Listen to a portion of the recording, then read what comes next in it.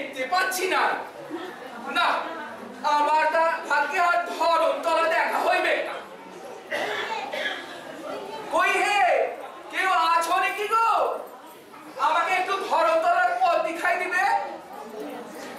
মনে হচ্ছে এখানে একজন আসছে, দেখি তাকেই শুধাবো। ও বাবা, এ খেপি নাকি রে? একা একাই হাত পা ছুড়ে কথা বলে যাচ্ছে। তবে ধরমতলার খুব নাম ডাক আছে। আর তো কাউকে দেখছি না, ও পাগলেও চিনবে। ওকেই জিজ্ঞাসা করে দেখি। মাসিমা, ও মাসিমা। মাসিমা?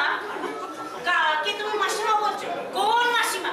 আমাকে তোমার মাসিমার মতন দেখতে যাচ্ছে? একসাথে অতগুলো প্রশ্নের উত্তর দিতে পারবো লাই? চালাকি পেয়েছো? দেখতে তো একেবারে সাধু পুরুষের মতন, ভাজা মাছটি উল্টে খেতে পারে। আসলে তুমি এক নম্বরের শয়তান। আমার সব প্রশ্নের উত্তর তোমাকে এক এক করে দিতে হবে। তাও ভালো, ওই প্রথম প্রশ্নের উত্তরটা আগে দিব। এই আপনার চুলে পাক ধরেছে, রঙিন শাড়ি পরেন লাই।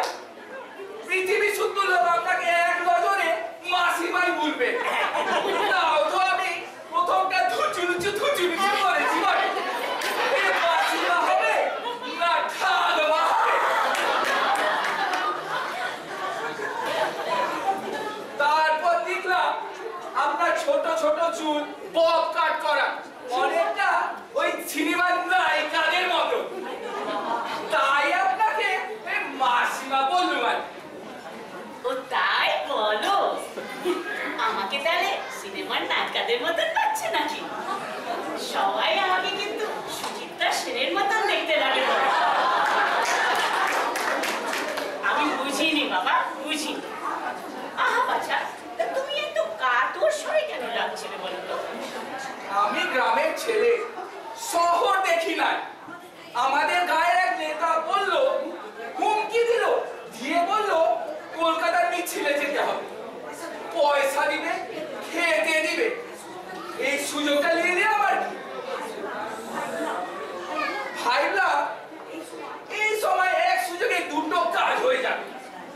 রোজগার হবে আর ফুকটে ধর্মতলা দেখা হবে।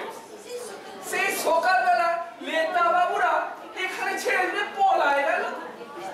বললো 1 ঠোঙা মুড়ি আর 10 টাকা বকশিস দিয়ে বললো যা ঘরকে যা। আমি ধরমতলা না দেখে এখান থেকে লড়বো। একটু যদি বলে দেন মাসিমা, ধরমতলাটা কোন দিকে? আচ্ছা, তুমি ধরমতলায় কিসে যাবে সেটা আগে দেখতে হবে। যদি হেঁটে যাও তাহলে সোজা গিয়ে বাঁ দিকে যাবে, তারপরেই ডান দিকে ঘুরবে, দেখবে তারাতলা।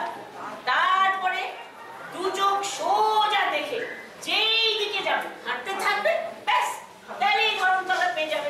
আর মাসিমা যদি বাসে যায়? যদি বাসে যাও তাহলে এইখান থেকে বাসটা ধরবে, ধরে কেওড়াতলায় নামবে। আবার কেওড়াতলা থেকে বাস ধরবে, ধরে নিমতলার পাশ দিয়ে তারাতলা হয়ে ব্যাস ধর্মতলা পৌঁছে যাবে। বাবা রে, এতগুলা তলা, সবই তো কুইলে যাচ্ছে। কোথায় সোজা পথ বাঁধাবে তা না, তখন তেরে কেটে ভেঙে যাচ্ছে। দেখো বাবা, তুমি আমাকে জিজ্ঞেস করলে বলে আমি তোমাকে বললাম। আমি কি নিজের থেকে বলতে এসেছিলাম না? চলি, আমার সময় অনেক অভাব, তোমার সঙ্গে আমার অনেক সময় নষ্ট হলো। আসি আমি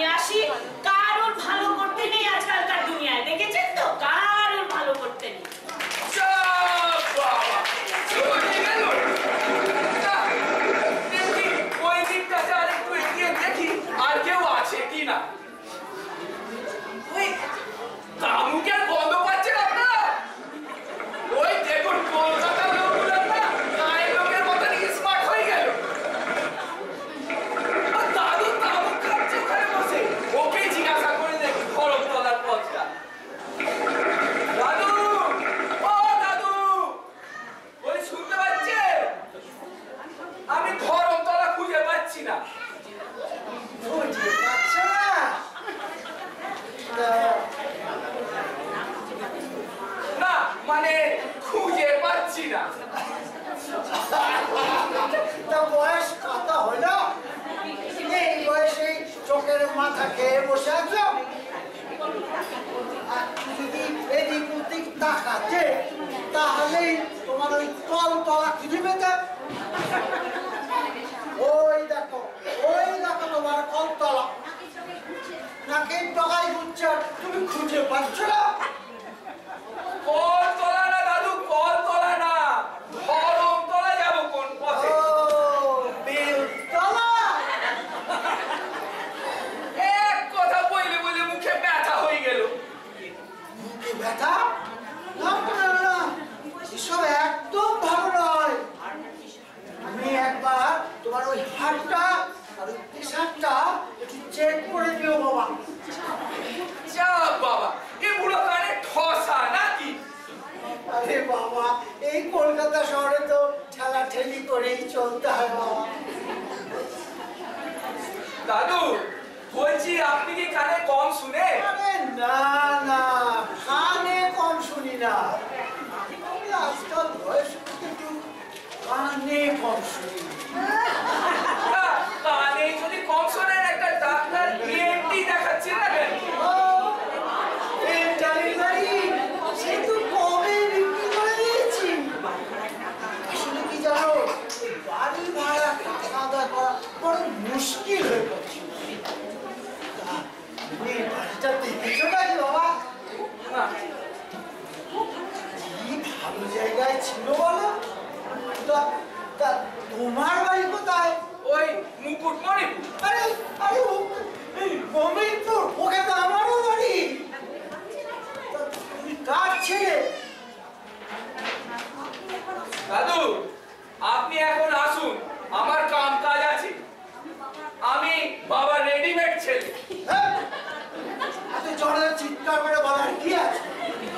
আমি কি কানে কম শুনি? চলে একটু যাচ্ছিলাম, তুমি ডেকে কথা বললে তাই কথা বললাম। না থাকলে কেন আমি আসি? না দাদু বাবা, রাগ করবেন না।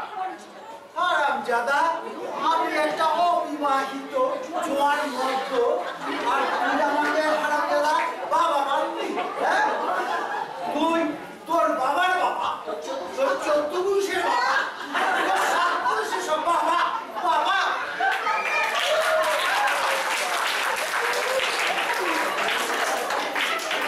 এই তো আচ্ছা গন্ডগোলে পড়লাম বটে। কলকাতার মানুষগুলো কি সোজা কথা বুঝে না? ভগবান, আজ কার মুখ দেখে উঠেছিলাম। তবে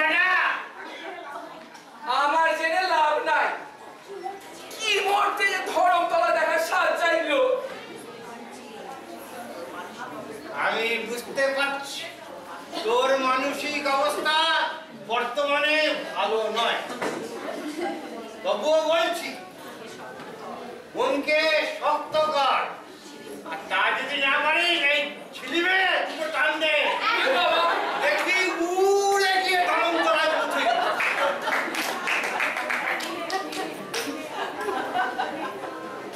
দেখি এই আশীর্বাদী ফুলটা নে, দেখবি সব ঠিক হয়ে যাবে।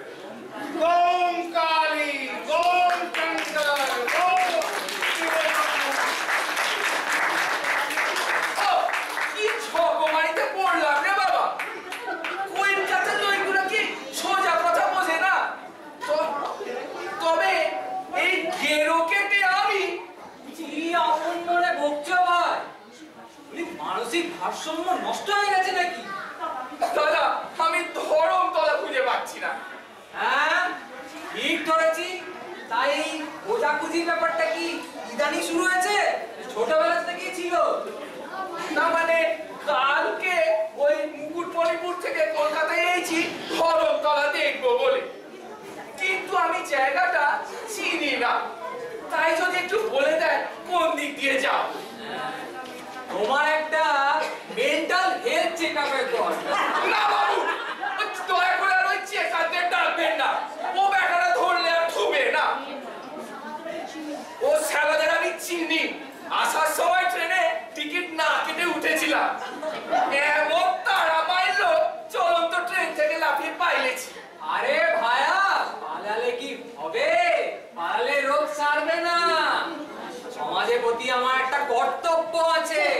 কই দেখি নারীটা, দেখি। ওই না না, নারী তো খুঁজে পাওয়া যাচ্ছে না। কই? এই পাওয়া গেছে নারী, পাওয়া গেছে। বাবা কি অবস্থা! কই দেখি, টা করো, টা টা, বড় করে, টা, টা। চোখ রক্ত শুকিয়ে কাঠ। ও দেখি, হাতটা দেখতে হবে এবার।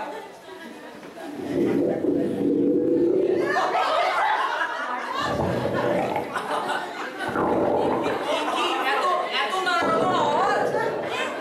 এ কি এত নাড়ানোর আওয়াজ? তো এই বয়সে ঠিক নয়। সুগার টুগার আছে নাকি? সুগার কি? আরে চিনি, রক্তে চিনি। দেখো, সুগার থাকলে মাটির তলার জিনিস খাবে না। কেন? সুগার বেড়ে যাবে। আর একটা জিনিস, সুগার থাকলে পাতালেরও চড়বে না। কেন ডাক্তার বাবু? সুগার বেড়ে যাবে, মাটির তলা দিয়ে যায় যে। শোনো, আমি তোমাকে একটা প্রেসক্রিপশন লিখে দিচ্ছি, ঠিক আছে? ওষুধগুলো খেয়ে আপনি বলে দিন। না না না, এই আচ্ছা ঠিক আছে, এই প্রেসক্রিপশনটা, ওষুধগুলো খেয়ে 1 মাস পরে আমার চেম্বারে দেখা করবে, বুঝেছো? দেখো আমার এখন অনেক রুগী অপেক্ষা করছে, ঠিক আছে? ওদের দেখতে যেতে হবে। আমি এখন চলি। শোনো, ওষুধগুলো কিন্তু মনে করে খেয়ে নেবে, ভুলবে না, চলবে না। লিখুচি করেছে এই প্রেসক্রিপশনে, কিছুই খাওয়া করতে পারছি না। না না, এত তাড়াতাড়ি কমলে হবে না। দেখি আর একটু খুঁজে দেখি। ওই তো আরেকজন আসছে, খুব হোমরা চোমরা লোক মনে হচ্ছে। একেই জিজ্ঞাসা করে দেখি।